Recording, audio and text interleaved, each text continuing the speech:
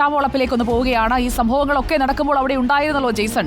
Good evening Jaison Chavalappil. Jaison പോലും അറിയാത്ത ചില ഗൂഢാലോചനകളൊക്കെ അവിടെ നടന്നുവെന്നാണല്ലോ ഇപ്പോൾ കേൾക്കുന്നത്. നേതാക്കൾ എല്ലാവരും അങ്ങോട്ടും ഇങ്ങോട്ടും ആരോപണങ്ങൾ ഉന്നയിച്ചുകൊണ്ടിരിക്കുകയാണ്.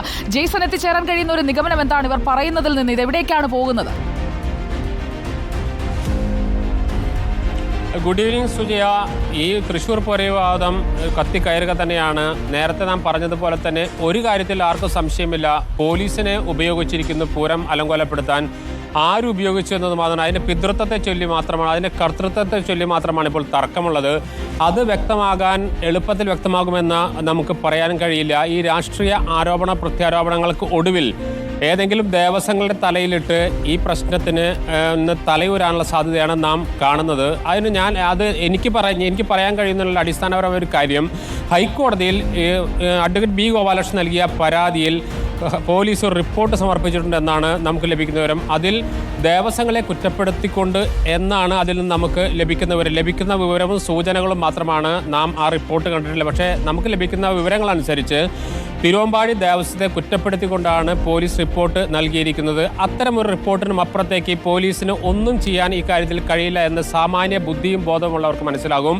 പോലീസിനെതിരെ ആരോപണം നിലനിൽക്കുന്ന, പ്രത്യേകിച്ച് സിറ്റി പോലീസ് കമ്മീഷണർക്കെതിരെ ആരോപണം നിലനിൽക്കുന്ന ഒരു വിഷയത്തിൽ ഒരു പോലീസും തങ്ങൾക്കെതിരായ റിപ്പോർട്ട് ഹൈക്കോടതിയിൽ കൊടുക്കില്ല എന്ന് ചിന്തിക്കാനുള്ള സാമാന്യ ബുദ്ധി വെച്ച് ചിന്തിക്കാൻ നമുക്ക് മനസ്സിലാകും. അതിന് പകരം മറ്റൊരു സ്ഥലത്തേക്ക് ആ മുഴുവൻ കുറ്റവും ചാർത്തിക്കൊണ്ട് രക്ഷപ്പെടാനുള്ള ശ്രമം പോലീസ് നടത്തിക്കൊണ്ടിരിക്കുന്നു എന്നാണ് നമുക്ക് ലഭിക്കുന്ന വിവരം.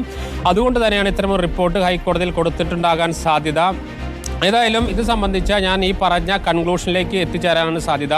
ദേവസ്വങ്ങൾ, പ്രത്യേകിച്ച് തിരുവമ്പാടി ദേവസ്വം പൂരം നിർത്തി, അതുപോലെ തന്നെ ലൈറ്റ് കെടുത്തി, മേളം നിർത്തി, ഇത്തരത്തിലുള്ള ആരോപണങ്ങൾ അവർ തീരുമാനമെടുത്തു എന്നതിലേക്ക് കൺക്ലൂഡ് ചെയ്തുകൊണ്ടുള്ള ഒരു നിഗമനത്തിലേക്കായിരിക്കും പോലീസ് പോവുക. ഞാൻ നേരത്തെ പറഞ്ഞതാണ് അതിൻ്റെ ഏറ്റവും പ്രധാനം. പോലീസ് പ്രതിസ്ഥാനത്ത് നിൽക്കുന്ന പ്രത്യേകിച്ച് ഒരു സിറ്റി പോലീസ് കമ്മീഷണർ ആരോപണ വിധേയനായി നിൽക്കുന്ന ഒരു സാഹചര്യത്തിൽ ഒരിക്കൽ പോലും അവരെ കുറ്റപ്പെടുത്തിക്കൊണ്ട്, പ്രത്യേകിച്ച് സിറ്റി പോലീസ് കമ്മീഷണറെ കുറ്റപ്പെടുത്തിക്കൊണ്ട് ഇപ്പോൾ ഇത്രയും കാലമായല്ലോ, പൂരം കഴിഞ്ഞു, അത് കഴിഞ്ഞ് തെരഞ്ഞെടുപ്പ് കഴിഞ്ഞു, തെരഞ്ഞെടുപ്പിൽ സുരേഷ് ഗോപി വിജയിച്ചു, MP ആയി, കേന്ദ്രമന്ത്രിയായി. എന്നിട്ടും കുറേ ദിവസങ്ങൾ കഴിയുന്നു. ഈ റിപ്പോർട്ട് എന്തുകൊണ്ടായിരിക്കും ഇപ്പോഴും വിശ്രമത്തിലിരിക്കുന്നത്?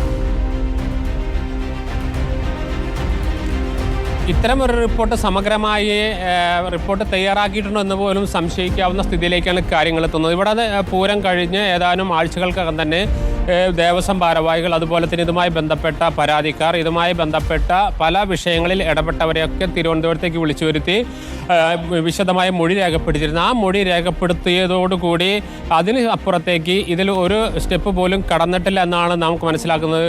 ഹൈക്കോടതിയിൽ കൊടുത്തിരിക്കുന്ന റിപ്പോർട്ട് എന്ന് പറയുന്നത് കോടതി റിപ്പോർട്ട് ആവശ്യപ്പെട്ടപ്പോൾ പോലീസ് തയ്യാറാക്കിയ ഒരു റിപ്പോർട്ട് കൊടുത്തു എന്നതിനപ്പുറത്തേക്ക് ഇത് സംബന്ധിച്ച് സംസ്ഥാന സർക്കാർ പ്രഖ്യാപിച്ച ഒരു അന്വേഷണ റിപ്പോർട്ട് ഒരു രീതിയിലും തയ്യാറാക്കിയിട്ടുണ്ടാവില്ല എന്നാണ് ഞാൻ ഈ വാർത്ത കുറേ കാലമായി നമ്മൾ ഫോളോ ചെയ്യുന്നതുകൊണ്ട് എനിക്ക് മനസ്സിലാവുന്ന കാര്യം. പക്ഷേ ഹൈക്കോടതിയിൽ റിപ്പോർട്ട് കൊടുത്തിട്ടുണ്ട്. അത് ഹൈക്കോടതി ആവശ്യപ്പെട്ട പ്രകാരം കൊടുത്ത റിപ്പോർട്ടാണ്. പക്ഷേ സംസ്ഥാന സർക്കാർ നിയോഗിച്ച ഒരു അന്വേഷണ കമ്മീഷൻ, ആ അന്വേഷണ കമ്മീഷൻ റിപ്പോർട്ട് മൊഴിയെടുക്കുന്നതിനപ്പുറത്തേക്ക് പോയിട്ടില്ല. പക്ഷേ കഴിഞ്ഞ ദിവസങ്ങളിൽ VS സുനിൽകുമാർ അതിഗുരുതരമായ പോലീസിനെതിരെയും അതുപോലെ തന്നെ BJP RSS നേതൃത്വത്തിനെതിരെയും അതിഗുരുതരമായ ആരോപണങ്ങളുമായി രംഗത്ത് വന്ന പശ്ചാത്തലത്തിൽ തൃശ്ശൂരിലെ പോലീസ് ഉദ്യോഗസ്ഥർ തിടുക്കപ്പെട്ട്, അതേപോലെ തിരക്കിട്ട് ഇത് സംബന്ധിച്ച രേഖകളും മറ്റു ഡോക്യുമെന്റുകളൊക്കെ ശേഖരിക്കുന്ന തിരക്കിലാണെന്നാണ് നമുക്ക് ലഭിക്കുന്ന വിവരം. ഏതായാലും തൃശ്ശൂർ പൂരം കലക്കിയെ സംബന്ധിച്ച കാര്യമായ സത്യസന്ധമായ ഒരു റിപ്പോർട്ട് പുറത്തു വരില്ല എന്ന് ഉറച്ചു വിശ്വസിക്കുന്നു.